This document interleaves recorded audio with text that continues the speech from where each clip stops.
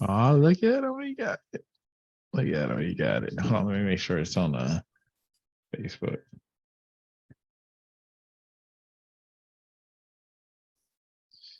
Make sure it's live streaming.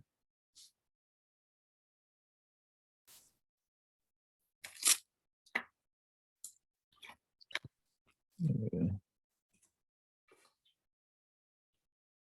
Oh yeah, I think it is. Let me see. Tree of life and tree of knowledge and heaven having no free will. All right. I hear a lot of feedback somewhere. I don't know if it's this Kindle. Hold on. You probably can't hear it.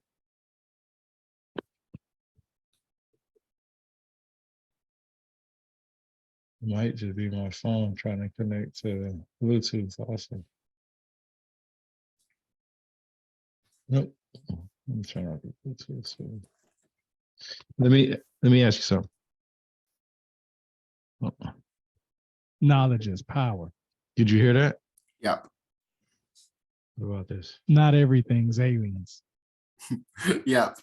All right, so what I did. So on my little before we start, I have on my little podcast little mixer, right? I have like 9 buttons, and I'm able to put these little things in there, like little laughs or whatever, what you just heard and stuff. Knowledge like that. Is power. Yeah, I'm able to put stuff like that in there. But that's I got cool. One that's on there that's really good that I want to talk about it. Maybe we'll talk about it later. You know what? Matter of fact, we will talk about it later. We're going to add that to our thing. Let me see.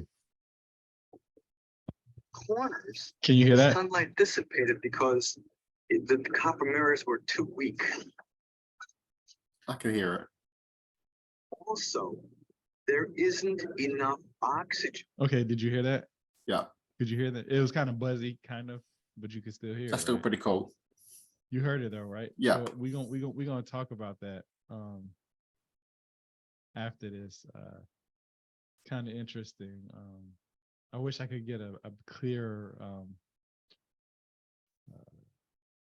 version of it, but I took it on my phone while I was watching on TV, and I put it on here. So I was like, yeah, I'll just keep it, whatever. Anyway, but yeah, you wanted to talk about what the tree of knowledge and tree of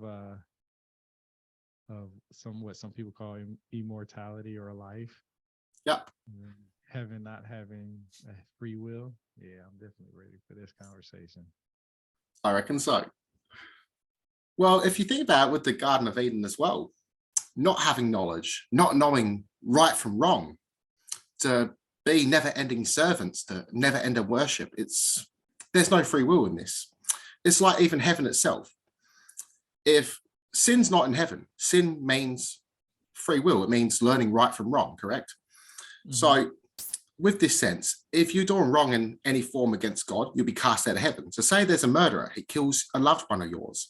He repents and goes to heaven. You go to heaven with this person, but you feel a bit of resentment or a bit of anger. You're not forgiving, so this is a sin. You'll be cast out of heaven. So this has no free will. But say if we move on into the next world, but our memories are deleted, again, no free will. And some could even say maybe the Garden of Eden is heaven, or maybe it was an experiment to heaven. I personally don't sort of believe that, but it's interesting with this because there's no free will, basically, unless they eat the tree of the knowledge.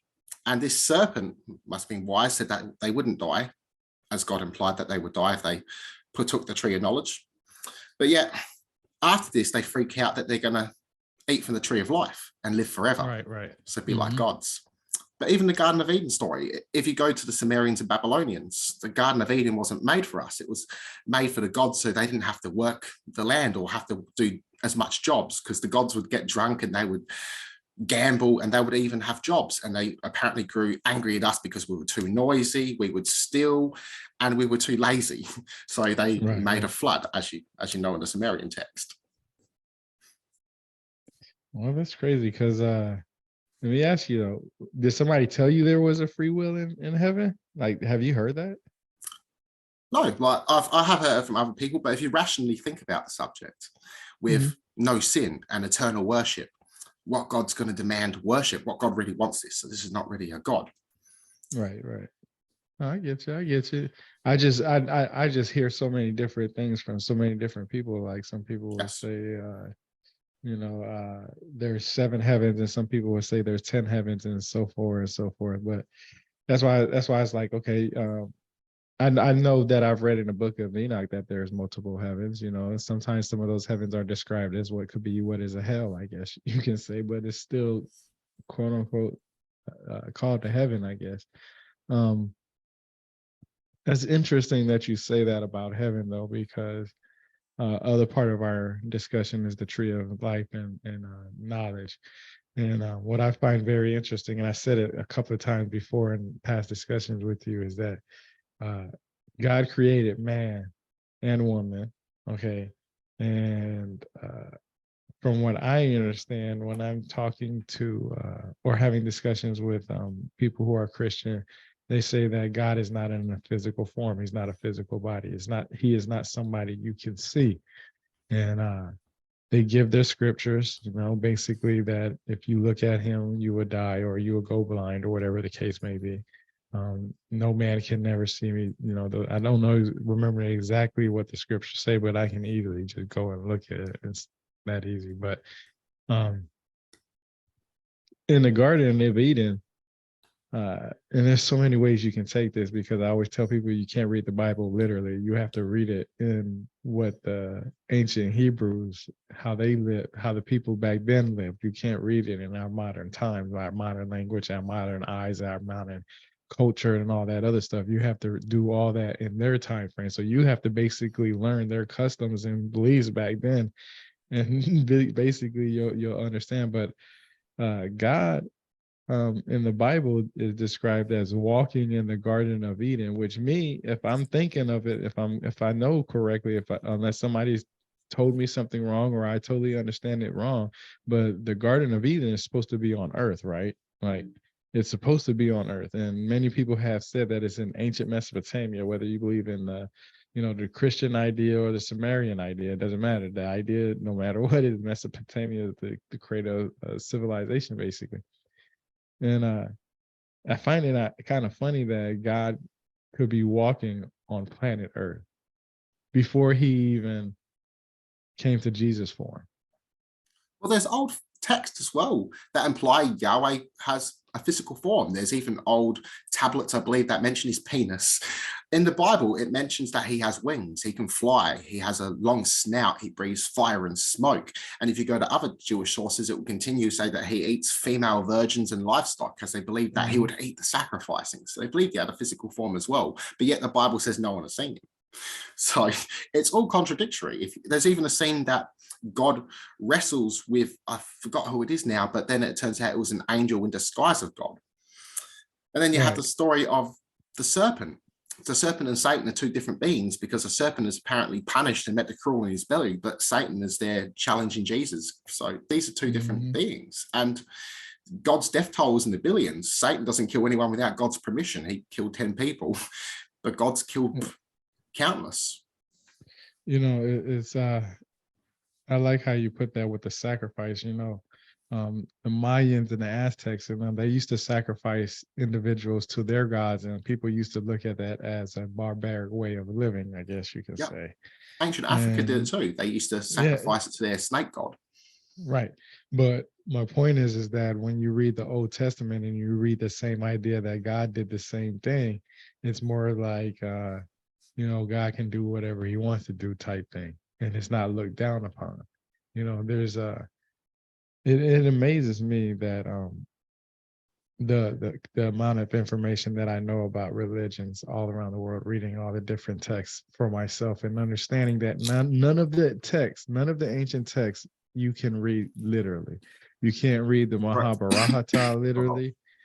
You can't read the Rig Veda literally. You can't read the Holy Bible literally. You can't read all these texts literally, because a lot of these texts and were recorded not just for religious sake, but more of a storytelling type sake. Like they told these same stories throughout the year. Every time there was a certain festival, a certain story would be told.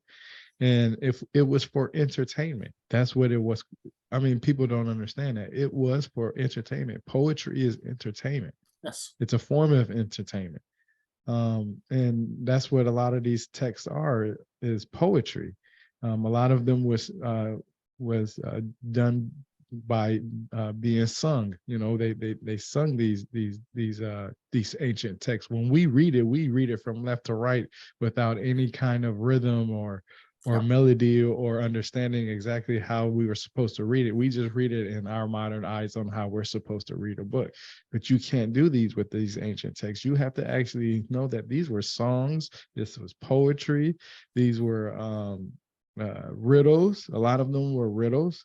And you can't pick out and choose what is what. You can only read it for what it is and let your imagination go wild. And it's funny that you say that about the serpent, because from what I understand is the serpent is not necessarily even a serpent. Some people believe it was a snake.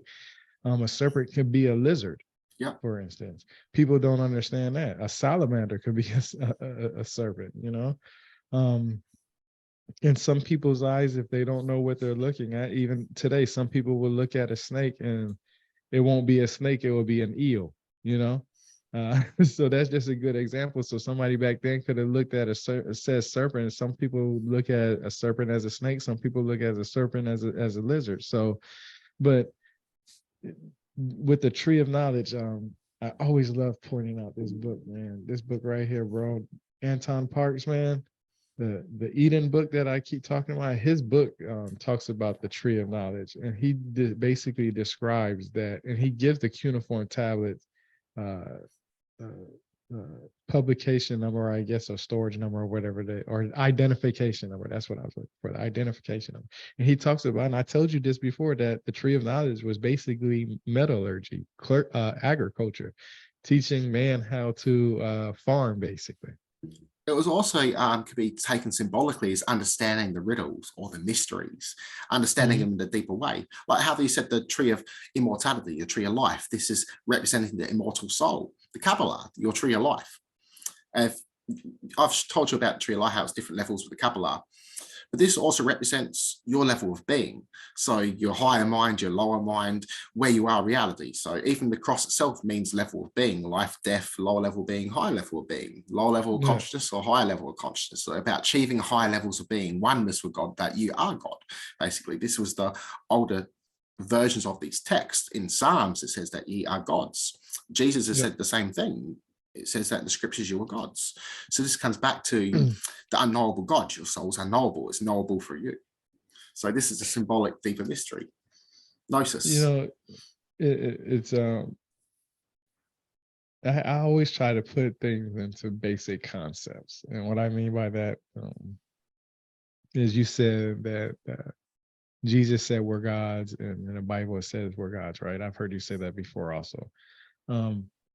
It's amazing to me that I can produce kids and they will be part of me no matter what, you know, no matter what. They'll always be part of me no matter what. And it's amazing to me that some people find it wrong that they consider themselves gods, because God created himself, from what I understand, from what a lot of Christians have shared with me, some of them at least, because not all of them believe the same thing, which is crazy, because you can say one thing and one Christian don't believe that, and they'll think you're lying, and you're like, hey, this is what I've been told by another Christian. I know what the Bible says, but I read the Bible differently than how most people will. But anyway, taking that, Christians will say that Jesus was God, or God was Jesus in the physical form, or whatever the case may be. Either way it is, it takes away, it doesn't, to me, it kind of takes away the idea that when they say that there's only one God, we're supposed to believe this God, and the God in the Old Testament was totally different than the God that's in the New Testament, which is supposed to be Jesus. And you mentioned reincarnation, I believe, right? I think you said reincarnation. Of course, in the Rig Veda, you can read about reincarnation and stuff, but a lot of Christians don't even believe in reincarnation. But it's in the Bible that happens. There's a lot of verses that's about reincarnation. I just don't Exactly. understand that. Like, you It's don't been taken believe. away. Yeah, look, I always think. Look, how many times has the word reincarnation was used in the Holy Bible? I'm just going to type that in Google. Let's see. Okay, it says the idea of reincarnation is not mentioned in the Bible. However, scripture does talk about being born again as a child of God through his son, Jesus Christ. Well, a little bit different there, because John the Baptist, Jesus says to his disciples, John was Elijah. This also supports reincarnation. Then if you go to the book of Job, when Satan kills those 10 people with God's permission, he killed 7 sons and 3 daughters. So he was given more sons and daughters after that. Some say that these were his sons and daughters given back to him. If so, that's reincarnation if they're born again. And the whole born again was also the notion of you reconstructing yourself. So being the new you. So life is about rebuilding yourself, always developing yourself. So symbolically. Yeah, see, that's where I was going to get in, because like I said, I read the Bible differently than most people do.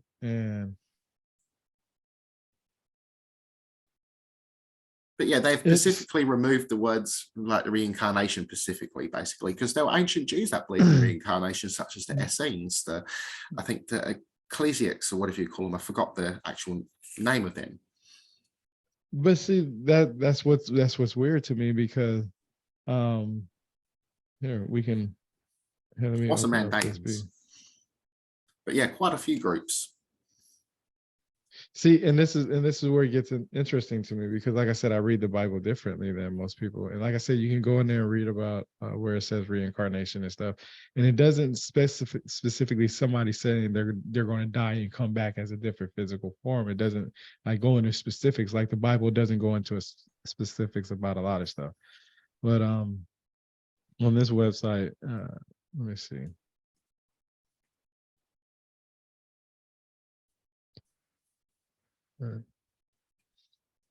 Can you see this? What do you see?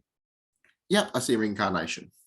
Okay, so see, yeah, so it tells you where you can read some of the stuff, and it says, like, here's one. And just as it is appointed for man to die once, and after that comes judgment. When you die and you get rejudged, don't you come back as another form? Well, yeah, in a sense, but in heaven. But there's another thing with that. With the whole idea of being judged and going to hell, there were early beliefs that believed hell wasn't permanent, as they believed God was forgiving. So you would be either go to heaven or restart over again, depending on the sect of ancient Judaism. It's got Job there as well, but I think this is about a man dies. But what I'm talking about is about those children that are killed by Satan. So some people, especially on other sites, will go so far. No, it's crazy, because like I said, like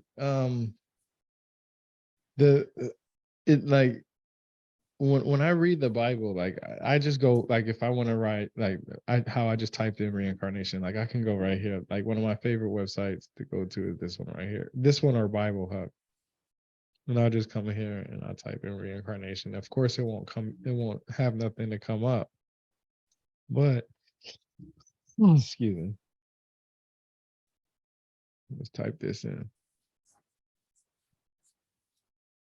You know what you can even try next is John the Baptist is Elijah, or John is Elijah. You want to type in John? Yep. Might have to put Baptist even.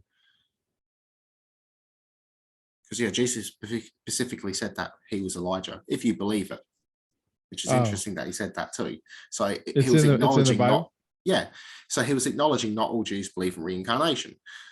This is one reason that Pharisees were trying to catch him on blasphemy. And if you look at the followers of John the Baptist, the Mandaeans, they believe in reincarnation as well.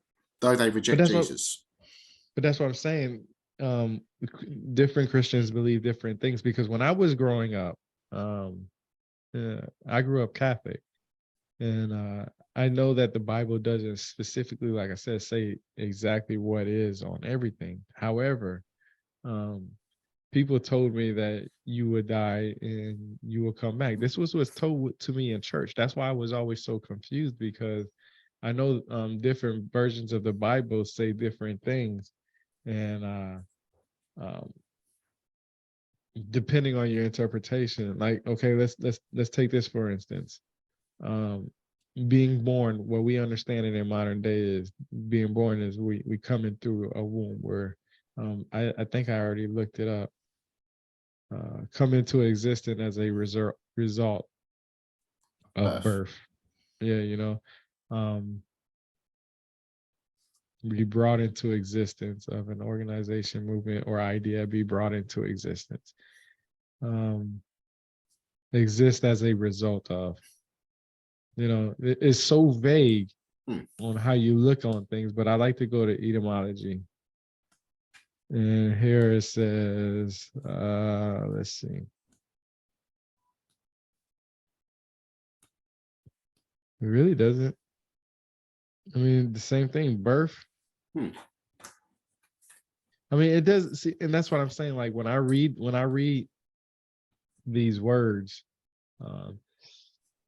excuse me. When I read these words and take my time and try to really understand it, I have to look at what the origins of each word is, because sometimes, I mean, they say you won't be born again, but when I was a little kid being told that we'll be reincarnated, we'll come into a different life, we'll come into something else. For example, one of the ideas was that purgatory, you don't die if when you die, you go to purgatory, you're in purgatory until you served how much ever time whatever sin you've done on earth. It was like that. That's what was told to me. So it was just confusing. So when I would read the Bible and then I would be told, okay, here's the Christian Bible, where there's books that's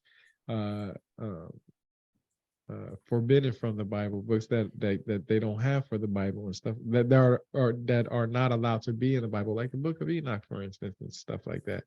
It amazes me that there's so many different ideas. I should look up what reincarnation is. Also, I found the same because I was looking up on my phone with John the Baptist and Elijah. It's in John 1.19/23. It says which one? In with the Elijah being John the Baptist. That's in John 1.19/23. 1:19, you said?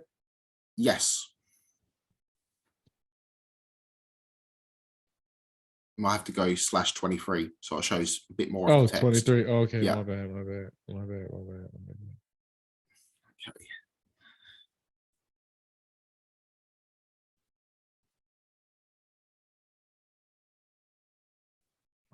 And what would you say? Should be somewhere then. Wait.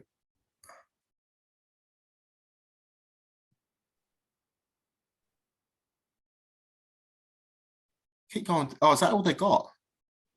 No, they have more. What's the whole thing? I can make it. I'll see if I'll click on my phone, see if it actually has it. I'll just turn the internet off. I haven't got much battery on this phone. But yeah, I know where it was. I could probably just find it in my Bible. I've got a Bible right here anyway, so.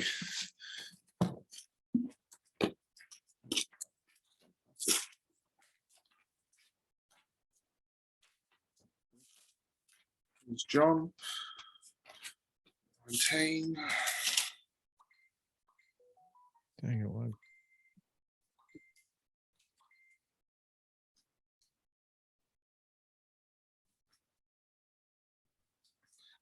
It was there actually. Never mind. What then are you, Elijah? He said, because I am not. Oh, it hasn't got the whole thing. I'll read mine. Who are you then? They asked. Are you Elijah? No, I am not. John answered. I might even not the fucking right one. It's somewhere in there. Google gave me the wrong text. They kind of just gave me the one to discredit me, actually. We've got to find it specifically. Fucking hell, I hate that shit. Either that or it's in a different version. I know that Jesus said that John was Baptist. Do you remember what it says? A little bit. I remember that he says that John was Elijah, if you believe him. So saying he was the one that come before the messenger. Well, he was the messenger or something like that.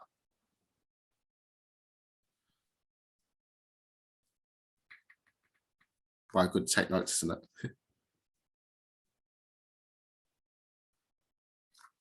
So it was in John, right? Well, here's another one. There's Matthew 11.14. So there's a couple of texts. I just sent you to the wrong one. I'll see if this is the right one. I'll read it.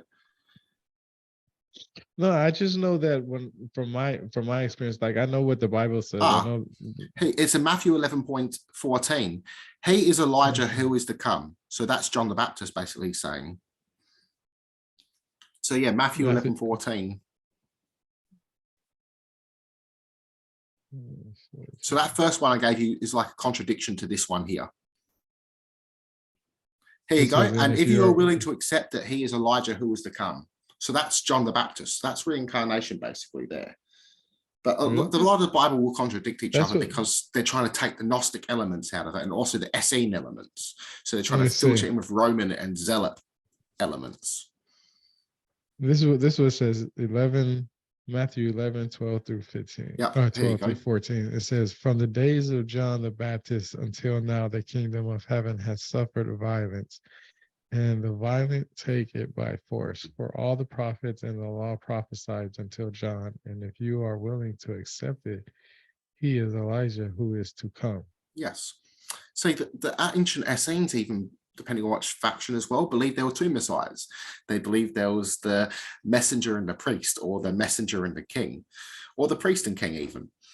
So this is John and Jesus. Some believe they were both Elijah and even Isaiah.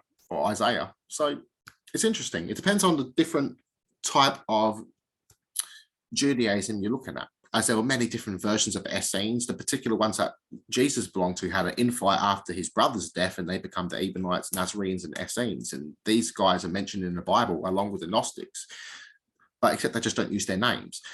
Gnostics were the good men and women, so the good men and women, even the Gentiles, and the poor ones who were arguing with Paul were the Essenes. But a lot of Paul's stories is really that of Simon Magus and even a bit of Marcion. Right. Yeah, there's okay, so this is what I found.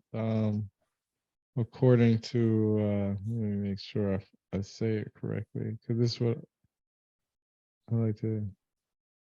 Okay, the Ancient Hebrew Dictionary by Jeff Benner. So I always try, like I said, I always try to go find.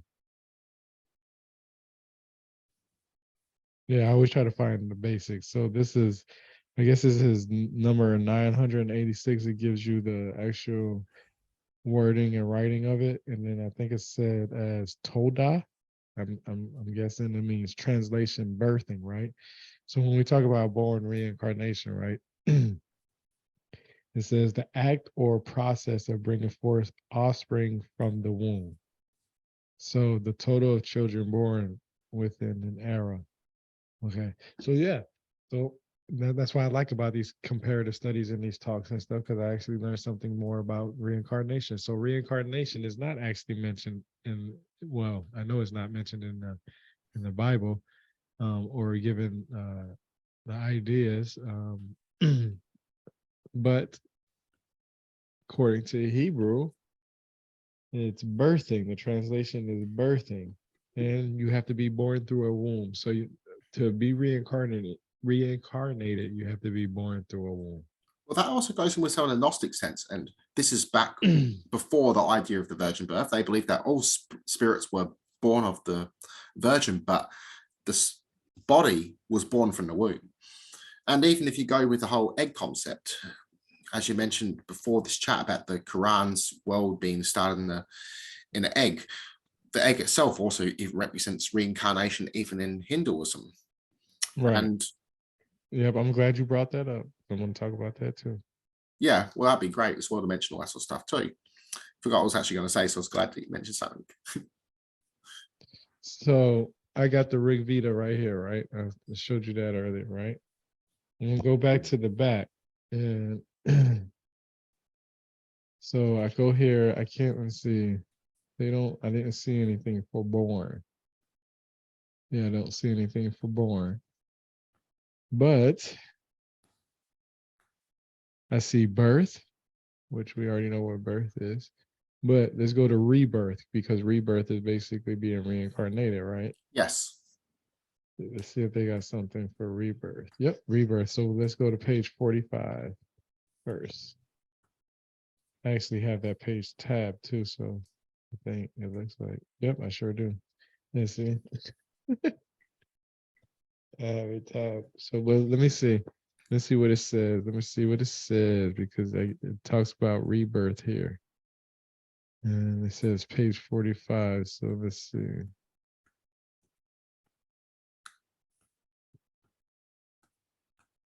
Let's see.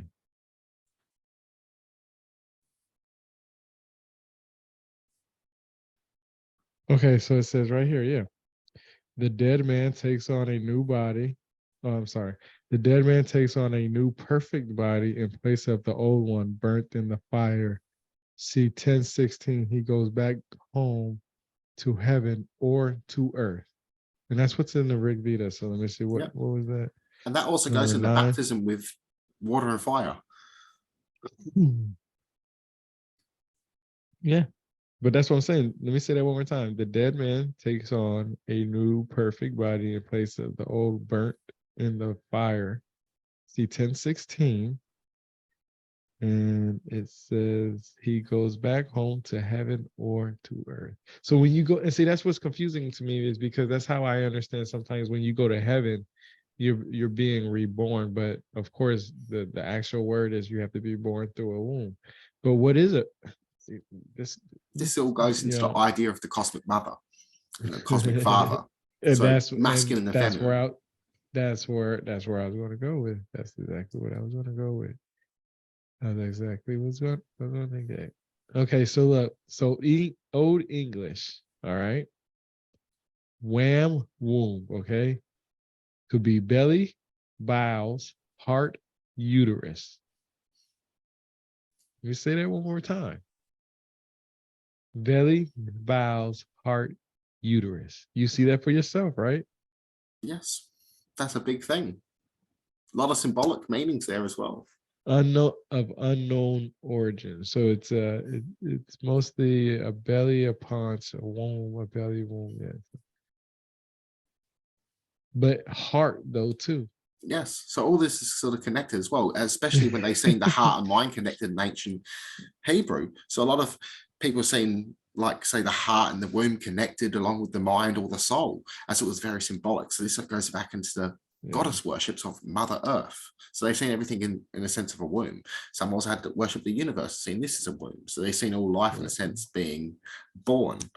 And if you go into a symbolic sense of Gnosticism, or even in Hermeticism, depending on the class, we are the experience.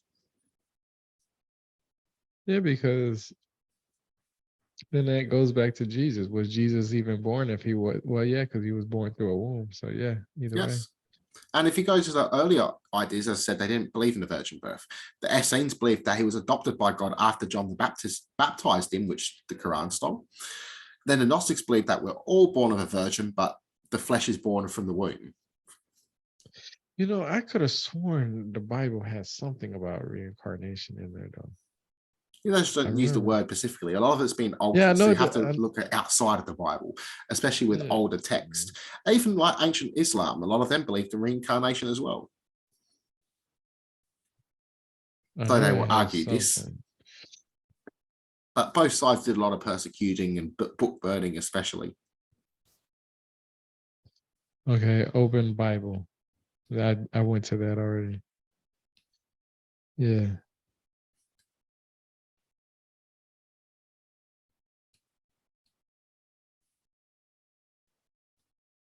And this is all the stuff. And up there as well, away from the body, that was somewhere. And with the Lord, something like that, it was somewhere on the lines that you just went past before.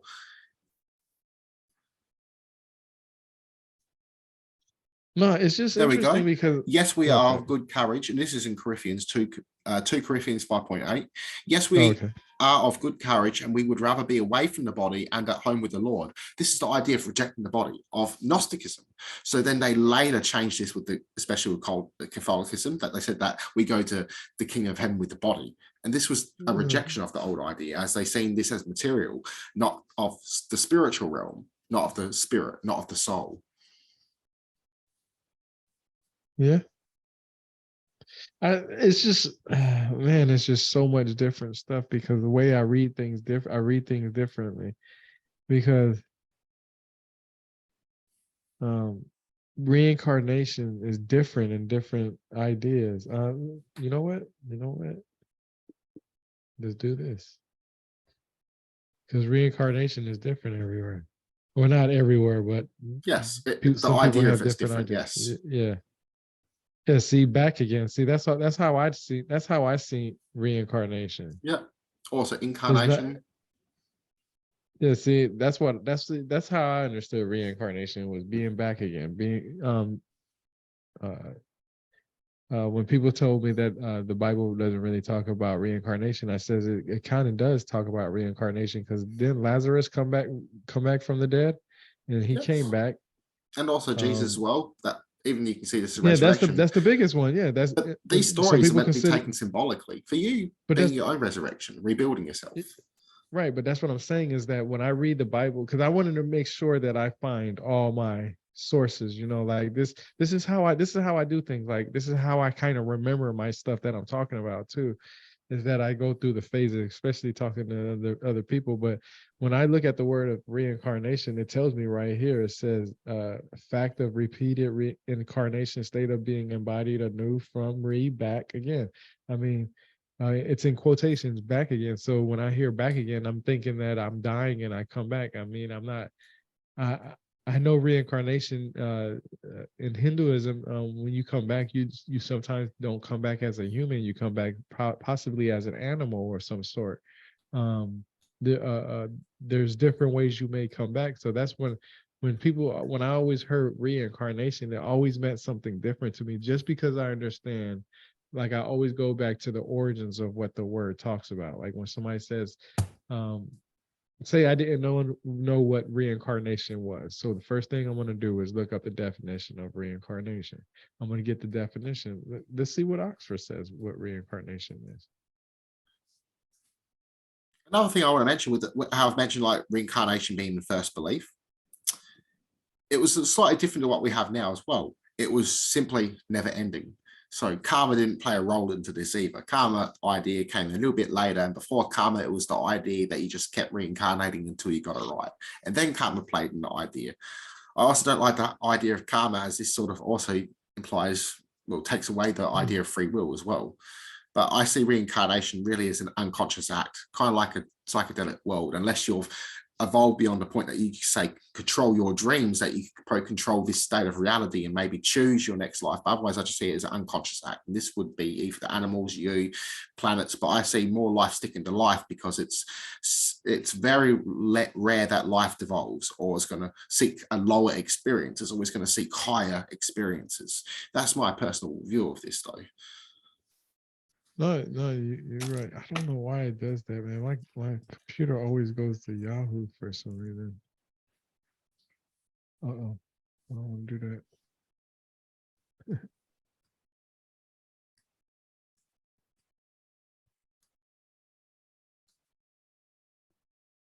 I don't know why it does that. Well, let me see something. Yeah, after you type in what you want to type in, afterwards type in free will. Free will. Oh yeah, so Oxford says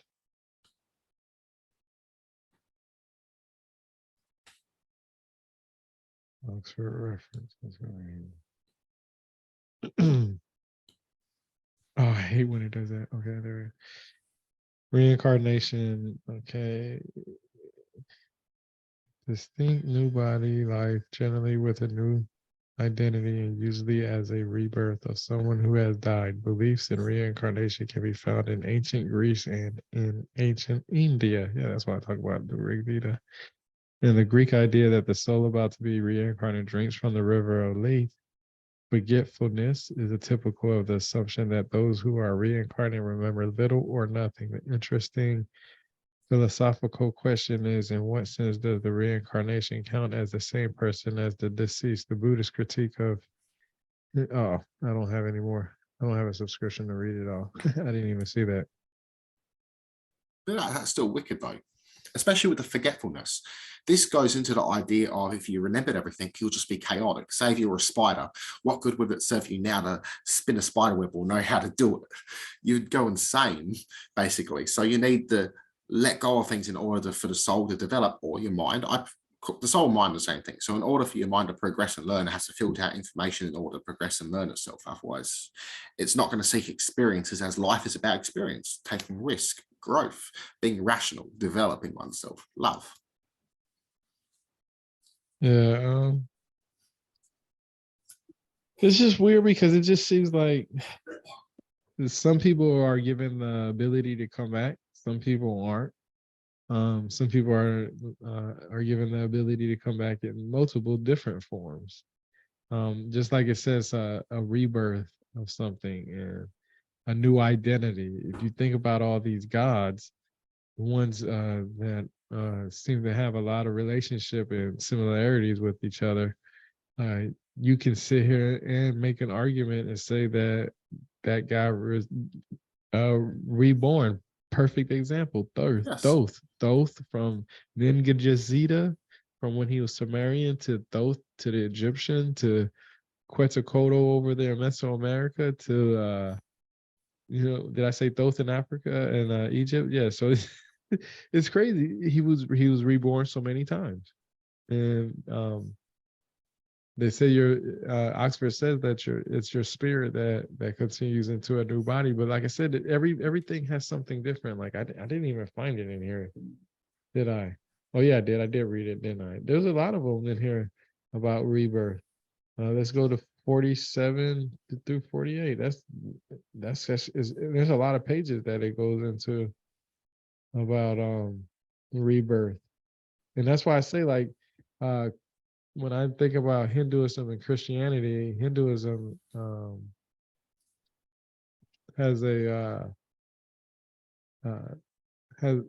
the oldest religion practiced today, which is mostly accepted through a lot of individuals. But the idea is also that Jesus Christ is possibly Krishna. So it's just crazy. Let's see.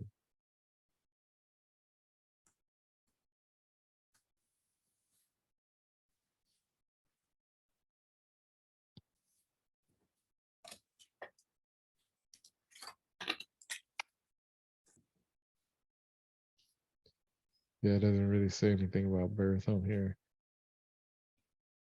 Let's see.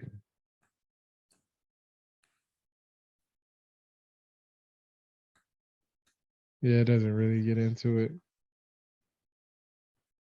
It does talk about, like, it says the ambiguous nature of Agni in this hymn finds a parallel in the ambiguities surrounding the body of the dead man, because it's talking about a dead man and a fire. It's called a funeral fire, I guess.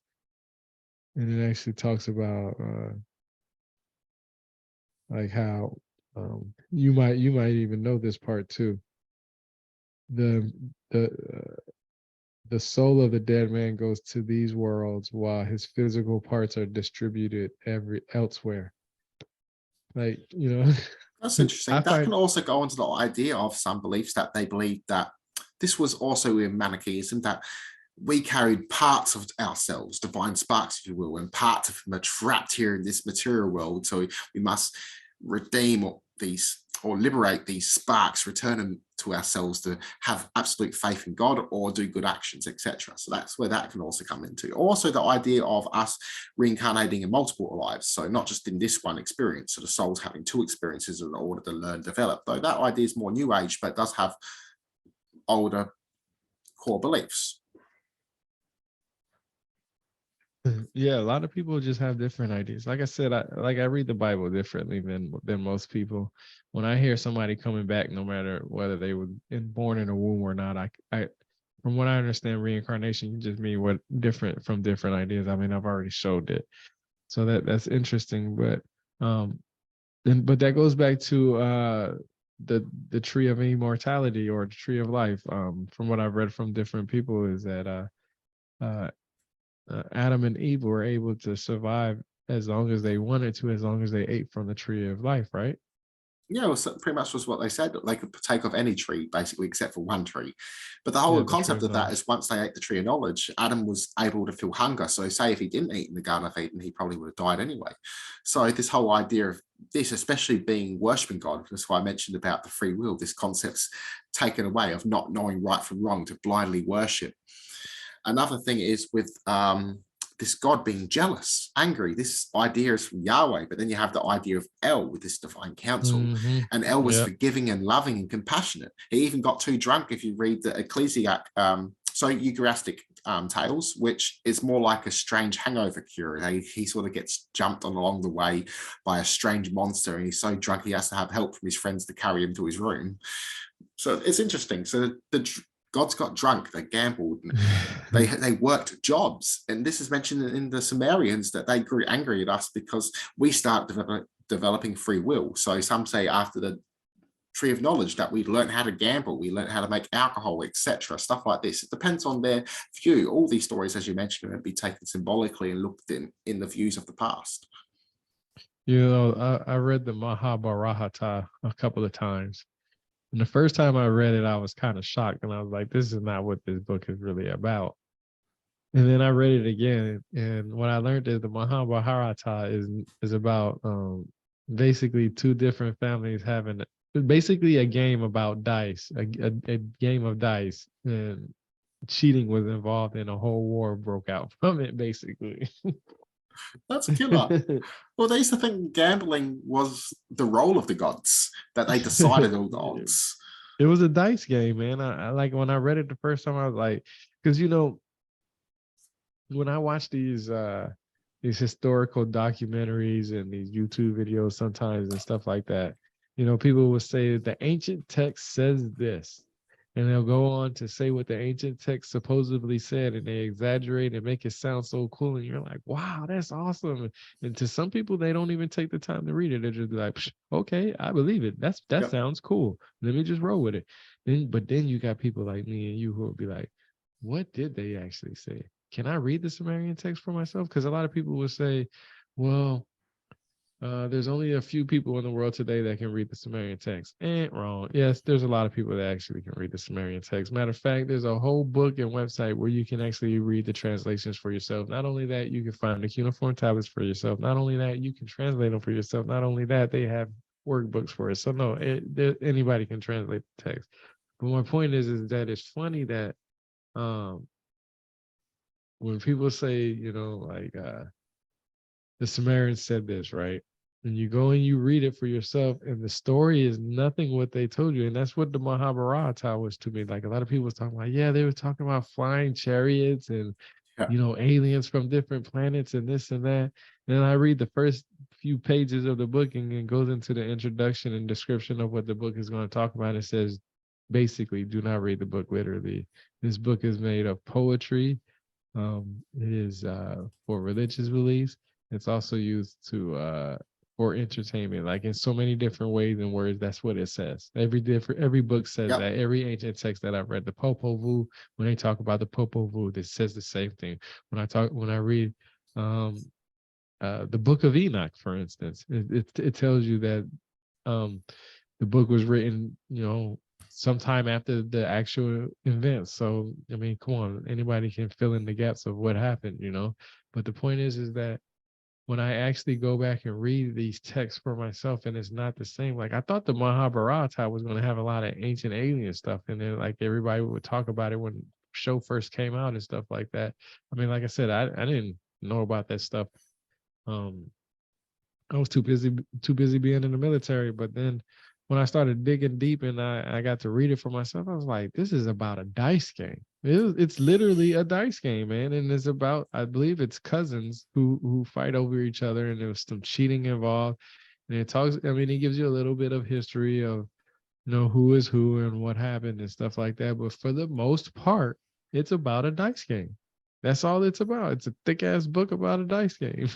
Well, there's a lot of forgeries when it comes to a lot of these old texts as well, because simply put, some of them are boring. So they add fascinating tales in on TV shows, so people say, "Oh wow," or they encourage them to go read it. But when they, like people like me and you, they're like, "What the fuck are these guys on about?"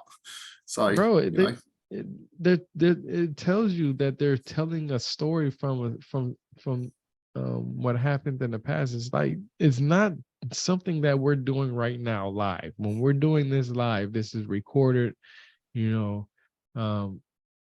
People can go back and watch and hear it and all that other crap, and see what we made a mistake on and criticize and critique us and all this other stuff. We're just having a really good discussion. The best thing that I like to do is, while I'm having these discussions, I like to look this stuff up because it helps me remember. If I learn better by failure. I was telling my wife that the other day, like, I feel like when I fail at something, I learn better at at, um, at whatever I failed at, better than what I would have done if I didn't fail at. Like, I remember it better. Like when we talked about reincarnation, I read about reincarnation so many times through so many different ancient texts. I could have sworn there was at least one passage, one scripture in there that said reincarnation, but there isn't. There's just what your idea and what your understanding of what the words mean, you know, how you understand and read the words. So that's part of the problem. And that's what one of the great things that I like about this stuff is that uh, a lot of people that I have conversations with, they, even when they say something incorrectly, they don't like to go back and change it. They'll just go with it. And that's what's wrong with a lot of these books too, even from the academic side. You got people who have a PhD who believe they shit don't stink and they don't want to be wrong, and they put something in the book and somebody will correct them, and you know that they won't take it. I mean, there's always a learning curve. Like I said, I read so many things that it's hard to put it together. That's why I brought my Kindle with me. I got my books here with me, next to me, and stuff like that, so that way I can look up on reincarnation, because it's so hard to remember. And the book is so, man, the Bible is so goddamn thick, man. There's no way you're gonna freaking basically understand everything. You know what I mean? You're not going to remember everything. You're going to mix stuff up, especially if you're reading other ancient texts too, especially in the language that you understand it in the first place. So yeah, it's crazy. Yes, well, it plays a huge role. I was going to say, Tyrone, as well, if you can on that app, could you type in free will? Yeah. Oh yeah, you did say that. I'm sorry, I forgot about that. You got to get off in a minute. No, that's just my brother saying goodbye. Oh yeah. All right. Free will.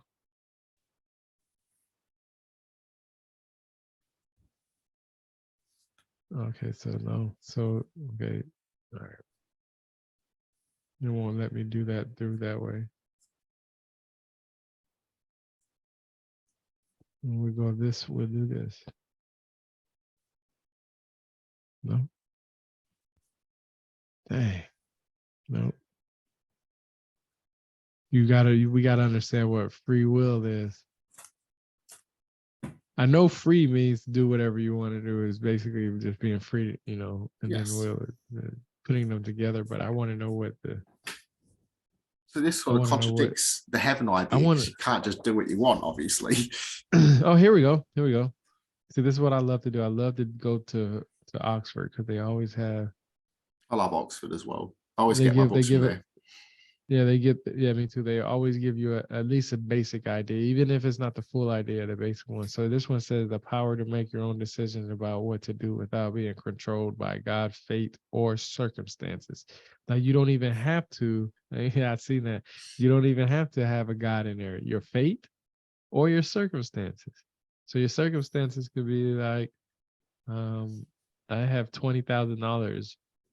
But I want to buy a $40,000 car. Let me just go ahead and get it in payments. You know, that I have the free will to do so. Yeah, exactly. So this is the idea that you are God. You have free will, that you are the absolute and all. So you're in charge of your life. You can destroy it. You can create it. You can shape it. So the idioms, I believe I said that correctly. I could be saying it wrong. Idioms. I don't know. I told you I'd be butchering stuff, bro. I be reading, but I don't be hearing people say it. So I don't care if I butcher it.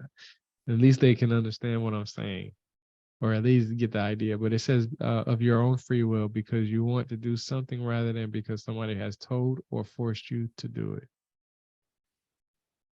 Yep, that's from Oxford. Yep. So it Oh plays a yeah, big role with this. I'm not even sharing the screen. I thought I was. Yeah, let me show you. I thought I was sharing the screen. See, Yeah. Oxford, free will, the power to make your own decisions, right there. It's right there. See, free will in Oxford Advanced American Dictionary. Okay, that's what that does. Okay. Word, bro. See, telling you, man, that's how we be It's learning interesting stuff. how it mentions fate as well. So this whole Yeah, idea of fate. being controlled by fate. So if that means if God controls our fate and he makes the decisions that we make, again, this points that we have no free will. So there's so many contradictions here. Let me see something. Did the angels have free will? Well, angels. Well, I was reading something, man. I want to say it was from Jeff Banner.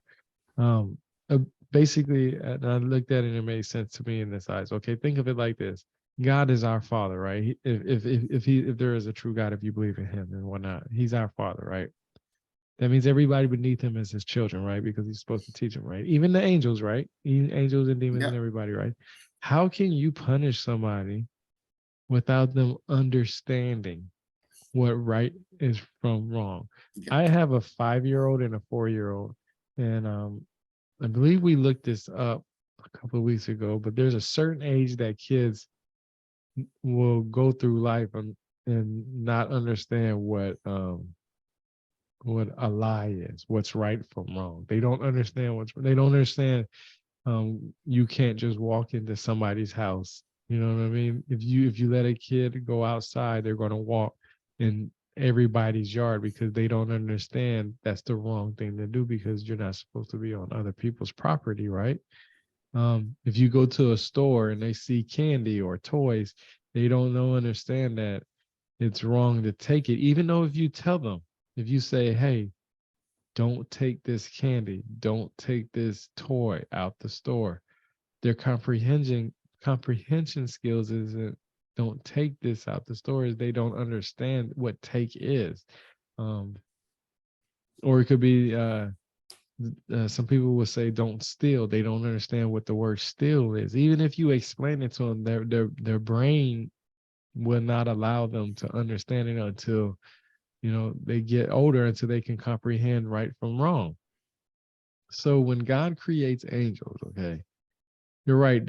I've never read anywhere that they had free will. I'm going to look out for that, and I'm pretty sure I'm going to hear some people say that in the next few days, because you know how things go. But uh, if angels didn't have free will, and that means God would have had to tell them all the don'ts that they Yep. could not do, like And from obviously they top to don't, bottom. because Satan being thrown out of heaven. So that Yeah. again points to no free will. But see, from what I understand about Satan being thrown out of heaven is because he didn't think that humans, us, were on the same level as him. And he was basically an angel. In the Bible, they call them messengers, a messenger from God. That's what they basically are. But when you read the other older ancient texts, they talk about, and even in the Hebrew Bible, it talks about the Elohim, the gods. So there's multiple gods. One thing that I find interesting is that people can say that God is the almighty powerful God. He's the most strongest and powerful person in the world, right? Yeah. Then they'll go back and say that the devil or Satan or Lucifer, depending on who you talk to, because a lot of people consider them to be the same, which I know they're not. Yes, that's But correct. but people would say that the devil is the exact opposite of God, right? Right? Yes. Is that what you understand? So if he's the exact opposite of God, right? That means he is just as powerful as God himself, but on the evil aspect of it, because people consider him evil. That means God So chose to create it as well. So more problems. exactly. So if God is the almighty strong God in heaven, the devil is the almighty strong God on earth, But then because you he was also have the cast story down of to earth. Satan being cast out. There's also a story of Lucifer that wanted humans to worship themselves and reject this God. So pretty much Yeah, power to the yeah, people in a sense. So the light bringer, which is what Jesus was, yeah. That's what I was rejecting gonna this say. war The God. light bringer. Yeah, he Yeah. was the light bringer. See, and And it's morning funny that you star. say that, because you brought me back to a point that I wanted to talk to about, and I kind of lost my train of thought when I was talking about it. But you was talking about a fire with God and how if you read the Bible, God is associated with fire no matter where he's at. If you read the Bible and compare how hot heaven is to hell, you'll see that uh, I can't remember I've actually got it the written down, scripture. actually, because I just did a video on it. Hell Yeah, is 445 Celsius and heaven is yeah, 525 Celsius. yeah, yeah, exactly. A lot of people don't know that. A lot of people Yeah. don't understand that, because what is the water? The water in heaven is hotter. I can't remember exactly. It's in Something the along those lines. Yeah. yeah. I can't remember exactly what it is, but I do know for a fact that if you compare what they describe heaven is, and what hell is, you will get that heaven is a lot hotter than hell. And a lot of people, I'm glad you did a video on that, but a lot of people don't know that. So when God is always associated with fire, the burning bush, um, brimstone, with Sodom and Gomorrah, with that. I mean, he's always associated with fire, Also heat. breathing out fire too. Yeah, exactly. Breathing out fire and all that. But then when you look at modern times of the idea of Lucifer, Satan, devil, or whatever you want to call him, depending on whatever your idea of who the devil is, we're just going to say the one that got cast down from heaven. The one that got cast down from heaven, he's not described with fire. And you know what's even amazing is that he's this is gonna get deep. The devil's characteristics and appearance is somebody who, and I don't want nobody to shoot the messenger, but if you look, he has horns on his head, right? If you look at the origins of horns, they were mostly because of cows, bulls. Yeah. Uh, Like Yahweh they and also Baal. Yeah, their representation was a good thing. It was almost like it was a halo for them. It was their halo. It was their halo, their crown for their head. It was to show that they were the God. This was Yeah. the God. Or somewhat And evil, depending on how you looked at it. but see, the evil part doesn't come until during the Christianity period. See, before that, it was all, the bull was always looked as good in ancient Mesopotamia, to the Hinduism, Yeah. to anywhere.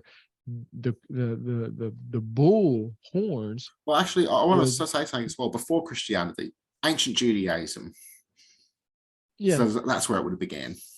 But I consider that Christianity. I consider that the beginning of I can't say Christianity, because Christianity is different. Well, it's the beginning of Yahweh and El being merged together. So they were destroying old statues, but at the same time, they still used the bull for Yahweh. It's just no one else could use it, basically. So, yeah, kind of different. So with the horns, it was always looked as a good thing, as a god, and then it changed till later on to be looked as a bad thing. There's no doubt about that. But then you also have that what is it called? The trident, I think that's what it's called, the trident thing. The trident as well. Yeah, did you know that's okay, let me point this out to you. That's associated with agriculture. The first hoe or rake or whatever. Yeah, that's the one. Yeah, it was first associated with agriculture. Until later on is when it came into the idea of what the trident is, or whatever it is today. But it was agriculture. So when you put those things together, okay, the first representation of a god in the sense of a worship, as far as physical appearance, was a bull, ox, a cow, or some sort, right? So then you got that's for plowing, right? How are you going to plow without what we call a trident now? I mean, I've looked that up and I was like, that's pretty cool. Like, that's why I say it goes back to the tree of knowledge and the tree of immortality. But what I was going to say is, I did a discussion with Jeff Benner, right? And he's the man when it comes to translating ancient Hebrew and all that other stuff. And he told me personally, it's on my YouTube. He told me personally that the tree of knowledge could have been a forest of trees, and a tree of immortality could have been a forest of trees also. I haven't heard that one. Basically, and I looked it up in my Kindle. I can't remember which one of his books he talks about.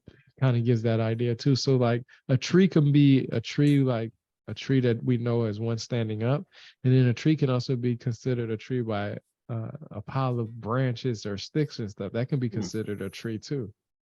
So it's just a way. Yeah, it's a way. It's a way. Like I said, it's so.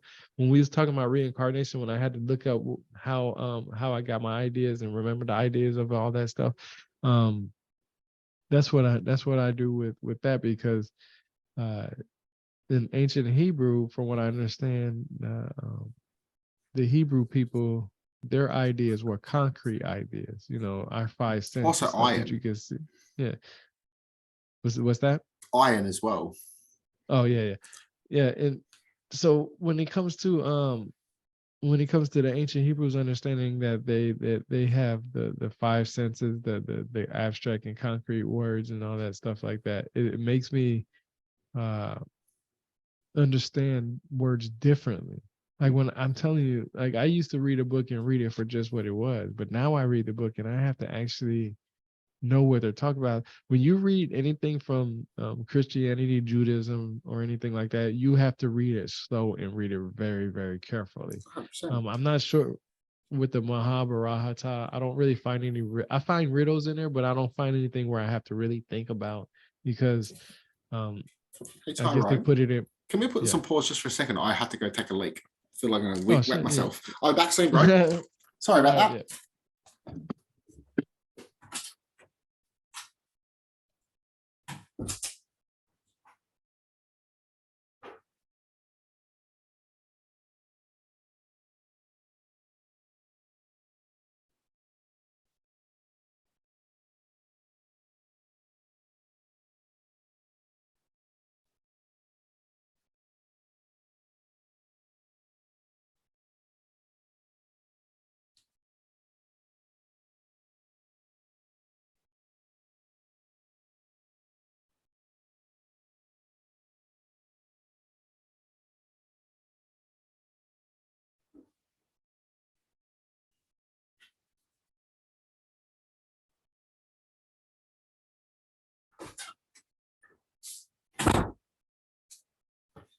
Okay, I'm back, bro.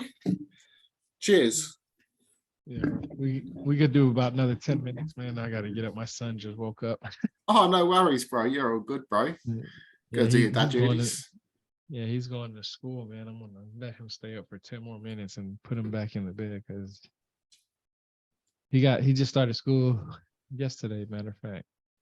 Oh, that's awesome. He don't sleep, man. He likes to stay up. It's already like 1:30 in the morning. It's actually we just I should have mentioned this to you yesterday, man. I forgot all about it. Do y'all have a daylight savings time there? Yeah, we have that. Yeah, I'm not so sure about now, though. No idea in that at the moment. yeah, we had that yesterday, and I was like, oh man, when I text you, I can't remember, I messaged you. I said, hey man, I wanna do this video editing, and then I'll get back to you. Remember that, right? Yeah. Well, when I went to go check 20 minutes later, I didn't realize that it was like 3:00 in the morning already, but it was because the time jumped up. I thought I didn't know that it took that long. I think we might be in daylight savings as well, actually, because I think I've seen someone put on the status and stuff. That makes good sense. Yeah, because my phone automatically does it. Fucking, I used to do it myself. Mine does it too. But what I'm saying is, when I looked at my phone, I looked at my phone prior to that, and I seen the time, and I was like, oh, okay, whatever, blah, blah, blah. And then when I said, hey, I'm gonna be on in about an hour or two or whatever, and I looked at it, and it was like 3:00, and I was, because I went to the kitchen. My stove is still on the old, or it doesn't do it automatically. So when I went to the kitchen and seen that it was like whatever time I messaged you, because I did it from the kitchen, when I looked back at my phone again, I didn't realize that the time had jumped. Like, oh dang. And I was tripping. I was like, I know this show wasn't that long. I was like, I couldn't have been reading this long or doing whatever. I can't remember what I was doing while I was waiting. I think I was watching like Sanford or something like that. And I came back and I was like, nah, this ain't right. Yeah, makes a difference. That's for sure. Yeah. Yeah, it explains why I went a bit later, actually. I thought the time skipped myself. So Yeah, right. Right. But yeah, I'm gonna go ahead and get off, man. I'm gonna go ahead and get him together. We should do no another worries, one Tyrone. like this. Definitely will. And That'd be you already awesome. got it record. You got it recorded too, right? Yeah, Yeah. you got it recorded. So yeah, we good. Yep. Awesome, that's Tyrone. So do I need to stop recording or just leave Oh it yeah. be? What I'm gonna, once I end it for us, it should start converting, or I think you should be able to end it now too, and it should start recording for you now too. Awesome, I'll give it a try.